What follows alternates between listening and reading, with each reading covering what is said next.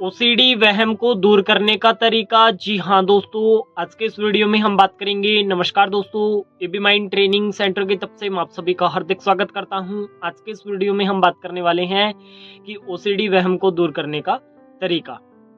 OCD वहम को किस तरीके से दूर कर सकते हैं, आज के इस वीडियो में हम समझने वाले हैं।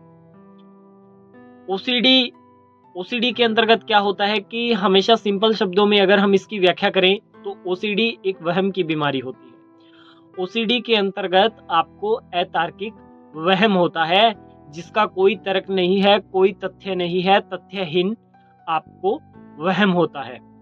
कोई भी तथ्य के आधार पर वह आधारित नहीं होता। उससे बचने के लिए कोई उपाय नहीं करते हो तो वह आपको बुरी तरह से प्रताड़ित करता है। इस बात को आपको समझ लेना होगा। अगर आप अपने वहम से मुक्ति चाहते हो तो इससे पहले आपको कुछ समझना पड़ेगा। क्या है वह समझना, इसके अंतर्गत थोड़ी सी मैं एक बात पर थोड़ा प्रकाश डालूंगा और उसको आपने समझना है। ओसीडी में क्या होता है कि मान करके चलो आप कोई ना कोई चीज पे विश्वास तो कर रहे हो, कहीं ना कोई चीज पे तो विश्वास है कि नहीं है।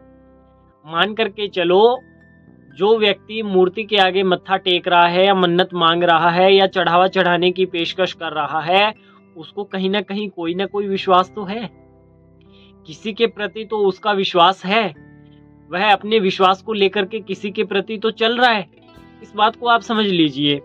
अगर इस बात को समझ करके इसके अंदर आगे बढ़ते हो तो फिर इसके अंदर बहुत अच्छा खासा आपको रिलीफ मिलता है। अब समझने वाली बात यह है कि जिस पे आप विश्वास कर रहे हो उसके ऊपर आप विश्वास क्यों कर रहे हो।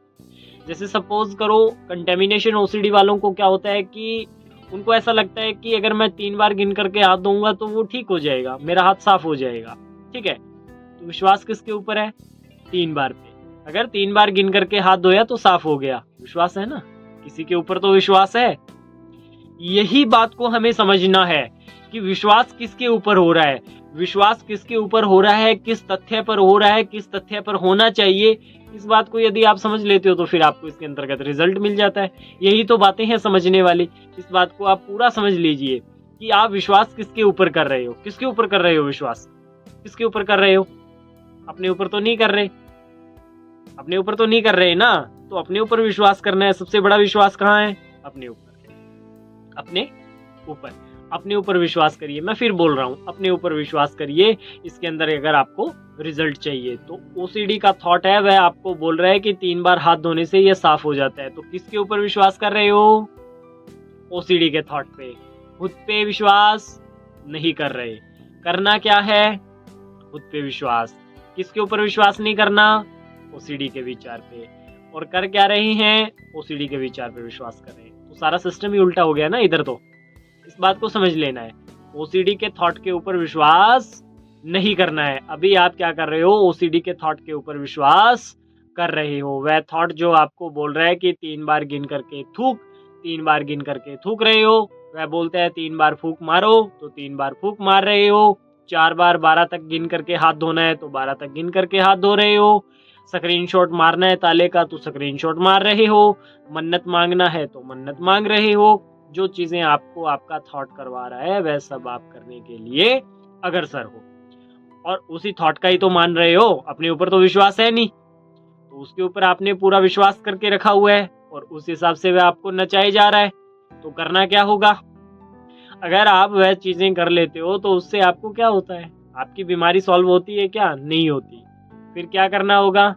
उसको चेंज करना होगा। कैसे चेंज करोगे? जो टिप्स ट्रिक्स मैं देता हूं उसके माध्यम से वह चेंज होगी। अगर जितने भी फॉर्मूलाज हमने बताए हैं उनमें से कोई 2-4 फॉर्मूलाज आप अप्लाई करते हो तो आपको इसके अंतर्गत 100% रिजल्ट मिल जाता है। मिलेगा या नहीं मिलेगा? विश्वास है या नहीं है? सबसे पहले तो विश्वास होना चाहिए आपको खुद के ऊपर कि हाँ मुझे रिजल्ट मिलेगा। अगर विश्वास नहीं है तो फिर करने का कोई फायदा नहीं है, फिर छोड़ दीजिए इन चीजों को। फिर व्यर्थ का समय क्यों गवाना अपना। ठीक है, तो अपनी ऊर्जा को और अपने समय को वहीं लगाइए जहां आपको कुछ रिजल्ट मिलने वाला हो। आई होप आज की ये वीडियो आपको अच्छी लगी होगी। यदि आज की ये वीडियो अच्छी लगी है तो इसे लाइक करें, चैनल को सब्सक्राइब करें। धन्यवाद।